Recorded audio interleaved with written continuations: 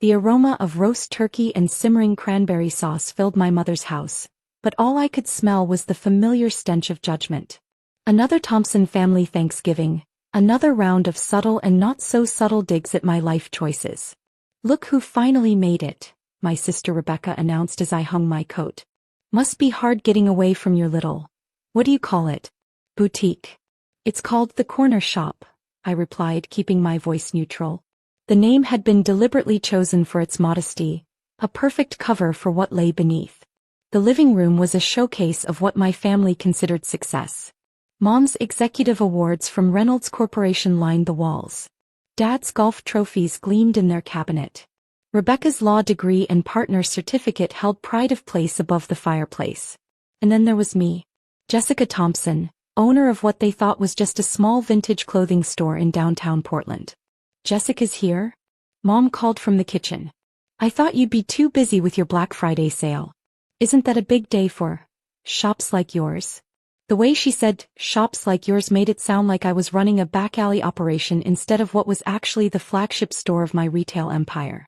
"I managed to get away," I said, following her voice to the kitchen. "The staff can handle things."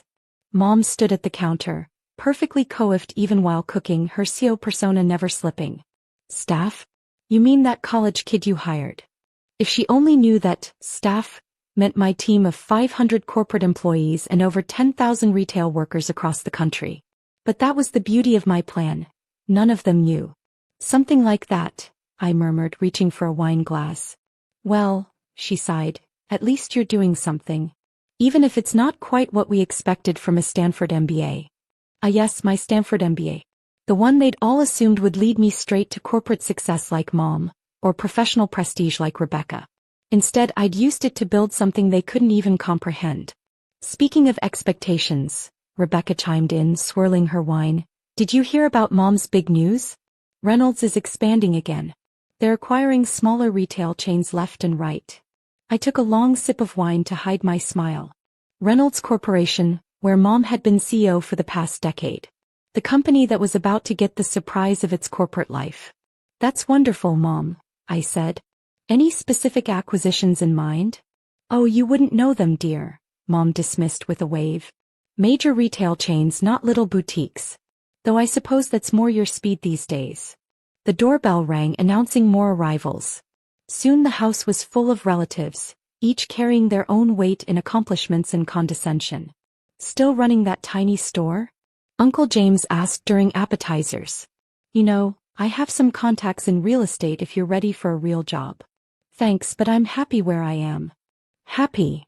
Aunt Sarah scoffed. "Sweetheart, you're wasting your potential. Your mother runs Reynolds Corporation, for heaven's sake. And you're playing shop owner." Playing shop owner. If they only knew that while they were busy looking down their noses at my tiny store, I'd built Cornerstone Retail Group into one of the largest private retail corporations in the country. The corner shop was just the visible tip of a very large, very profitable iceberg. "Leave her alone," Mom said, but her tone made it clear she agreed with them. Not everyone is cut out for corporate success. I checked my watch discreetly. By now, the papers would have been delivered to Reynolds board members. Mom's phone should be ringing any minute. Right on cue, her cell phone buzzed. She glanced at it, frowned, and excused herself to take the call in her study. "Probably another acquisition," Rebecca said proudly. "Mom's been buying up companies left and right." I smiled into my wine glass. "Actually, I think this call might be a little different." The words had barely left my mouth when Mom's voice exploded from the study. "What do you mean, hostile takeover?" The room fell silent. Even the football game on TV seemed to quiet down. "Should someone check on her?" Aunt Sarah asked nervously. "Give her a minute," I said calmly, taking another sip of wine. "I'm sure she'll want to share the news with everyone." The study door flew open. Mom stood there, face flushed, clutching her phone like a lifeline. "This has to be a mistake," she was saying into it. "Cornerstone Retail Group? I've never even heard of them." Now it was my turn to smile. "Actually, Mom, you have. You just knew them by a different name." All eyes turned to me as I reached into my bag and pulled out a folder, identical to the one that had just been delivered to Reynolds board members. "You see," I continued, laying out the documents on the dinner table, Cornerstone Retail Group started with one small vintage clothing store. A tiny boutique that everyone dismissed as insignificant. Mom's face went from red to white as she approached the table, staring at the papers with disbelief. "No," she whispered. "This isn't possible." "The corner shop was just the beginning," I explained, my voice carrying in the stunned silence. "While everyone laughed at my little store, I was building something bigger. Something that just acquired controlling interest in Reynolds Corporation." The turkey grew cold on the dining room table as my family struggled to process what was happening. Mom sank into her chair, still clutching her phone, while Rebecca frantically Googled Cornerstone Retail Group on her tablet. "Oh my God," Rebecca whispered, her face pale. "They're huge. Market cap of, that can't be right. 28 billion as of last quarter," I confirmed. "Though with the Reynolds acquisition, we should break 30 billion by year's end." But you run a vintage clothing store," Uncle James sputtered. "No," I corrected him. "I own a vintage clothing store.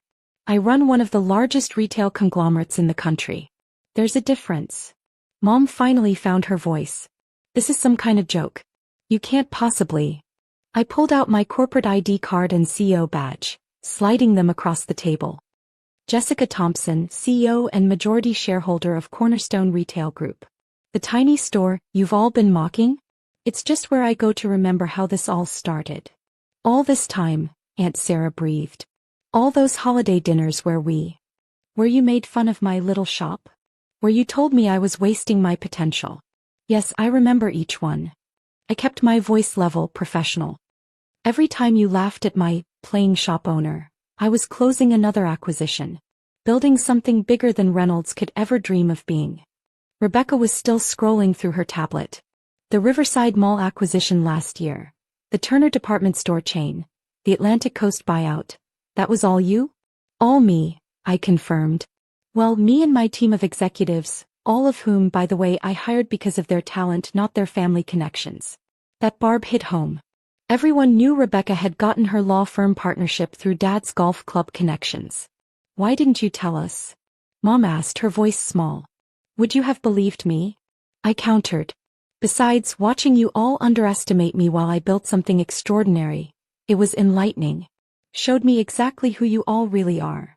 The doorbell rang, making everyone jump.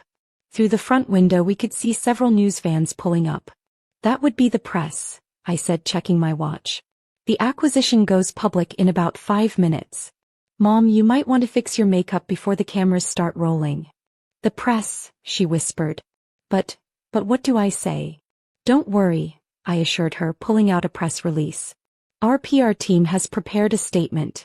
Something about exciting synergies and mutual growth opportunities. The usual corporate speak." Dad, who had been unusually quiet, finally spoke up.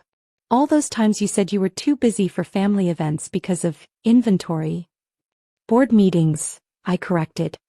"Merger negotiations. International expansion planning. Though yes, sometimes I was actually doing inventory at the corner shop. It keeps me grounded, reminds me where I started." The first camera crews were setting up on the front lawn. Through the window I could see reporters checking their microphones. "I have to say," I continued, gathering my documents, "this isn't quite how I planned to spend Thanksgiving. I was going to wait until Christmas to announce the takeover, but when I heard about Mom's latest expansion plans..." I shrugged. "Sometimes opportunity knocks early." "What happens now?" Mom asked, her CO mask cracking further. Now you have 2 choices. You can fight the takeover, though our legal team is quite confident about our position, or you can accept a very generous transition package. Including, of course, a seat on our board." "A seat on your board?" she repeated incredulously. "You're offering me a seat on your board?" "Well, we like to keep successful executives close," I said, echoing the exact words she'd used when acquiring her last competitor. "Though of course you'll answer to me now." The irony wasn't lost on anyone in the room. Rebecca cleared her throat. "And what about the rest of us? What about you?" I raised an eyebrow. "Did you mock my small business?" "Yes." "Did you dismiss my choices?" "Absolutely." "But did you actively try to prevent my success like some others in this room?" I looked pointedly at Mom, who had the grace to look ashamed. 3 years ago she tried to block one of my early acquisitions, calling it amateur hour, and using her connections to interfere. Your law firm does good work, I continued. We might even throw some business your way, though you'll have to bid for it like everyone else. No more family favors. The first reporters were knocking on the door now. Mom stood up, smoothing her outfit automatically, years of corporate training kicking in. Jessica, she said quietly, I don't know what to say. Don't say anything, I advised. Just read the press release. We can discuss the details of your transition package tomorrow. 9 a.m. My office. Your office? She asked faintly. Yes, the corner shop has quite an extensive basement. My corporate headquarters takes up most of the block behind it. You've probably walked past it dozens of times without realizing. The knocking grew more insistent. Uncle James looked like he might faint. Aunt Sarah couldn't stop staring at her phone, probably watching our stock price climb as the news started to leak. One more thing, I said, heading for the back door. Mom, you might want to update that family photo wall. Your newest board member should probably have a picture up there. You're leaving? Rebecca asked. But what about Thanksgiving dinner? I smiled, but it wasn't entirely kind. I have a company-wide Thanksgiving celebration at the corner shop. All our employees, from corporate executives to shop clerks, eat together. No hierarchy, no judgment, just gratitude for everyone's contribution. That sounds... She paused. That sounds wonderful, actually. It is, I agreed. Because unlike this family, my company values people for their work, not their titles or connections. As I slipped out the back door, I could hear Mom beginning her press statement. Her voice was steady. I had to give her credit for that as she announced the exciting partnership between Reynolds and Cornerstone. My phone buzzed with a text from my CFO. Stock's up 12% already.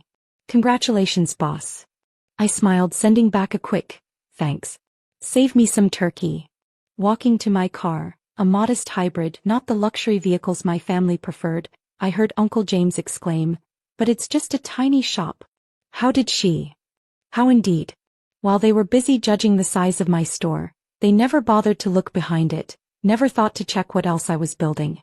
They saw what they wanted to see, a failed corporate executive playing at retail, and missed the empire rising in their midst. My phone buzzed again. A message from Mom. We need to talk. Tomorrow 9 a.m., I replied. Don't be late. I run a tight ship. Adding, and Mom? Bring Dad.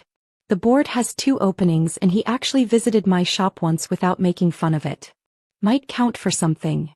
Starting my car, I caught a last glimpse of the media circus in my rearview mirror. The familiar faces of my family were barely visible through the press crowd, all of them probably still trying to process how the daughter they'd dismissed had just become their boss. But I wasn't thinking about them anymore. My real family was waiting at the corner shop. 300 employees gathered for our annual Thanksgiving celebration. People who'd believed in my vision, who'd helped build something extraordinary without once asking about my pedigree or connections. Sometimes success doesn't look like corner offices and executive titles. Sometimes it looks like a small vintage clothing store with a $28 billion secret. And sometimes the best revenge isn't taking over your mother's company, though that certainly felt good. Sometimes it's showing your entire family that while they were busy looking down at your tiny shop, you were building an empire right under their noses. As I drove away, I couldn't help but smile. Next year's Thanksgiving should be interesting. Very interesting indeed.